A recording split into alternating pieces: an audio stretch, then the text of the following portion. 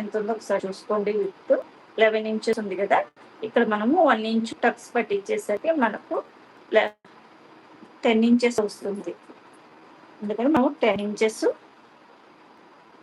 అయితే పెట్టుకోవాలి. క్లాత్ మా 10 ఇంచెస్ ఉంటే సరిపోతుంది. ఇక్కడ ఎంత ఉందో ఒకసారి చూసుకోవాలి. కింద ఖర్చుతో కలిపి 3.5 ఇంచ్ ఉంది. పైన మనము క్రాస్ బెల్ట్ జాయిన్ చేస్తాం కాబట్టి కింద ఎలాగో మనము ఈ 1/2 ఇంచ్ వదులుకున్నాం కదా, అది ఫోల్డింగ్ సరిపోతుంది. క్రాస్ బెల్ట్ కి పై వైపు జాయిన్ చేసుకోవడానికి 1/2 ఇంచ్ ఎక్స్ట్రా కావాలి. ఎందుకని 4 ఇంచెస్ పెట్టుకోవాలి.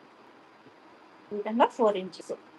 ఈ మధ్యలో 2 ఇంచులు ఉంది కదా, ఎక్స్ట్రా 1/2 ఇంచు అంటే 2.5 ఇంచులు అయితే పెట్టుకోవాలి. ఇంకా 2 పాయింట్స్ అయితే ఎక్స్ట్రానే పెట్టుకోండి. ఎందుకంటే కొన్ని క్లాత్లు వచ్చి మనకు పీసులాగా ఊడిపోతూ ఉంటాయి. అలాంటప్పుడు కొద్దిగా 2 పాయింట్స్ 3 పాయింట్స్ ఎక్స్ట్రా పెట్టుకున్నట్లయితే మనం కొంచెం ఎక్కువగా పట్టిస్తాం. అలాగే ఇక్కడ ఎడ్జ్కి వచ్చేసరికి 3 ఇంచెస్ ఉంది. పైన 1/2 ఇంచు జాయిన్ చేసేకి 3.5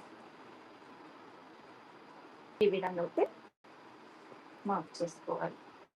ఇప్పుడు ఈ 3 బేసిక్గా ఈ విధంగా క్రాస్ లో కలుపుకోవాలి. క్రాస్ బెల్ట్ సింపుల్ గా క్రాస్ బెల్ట్ గా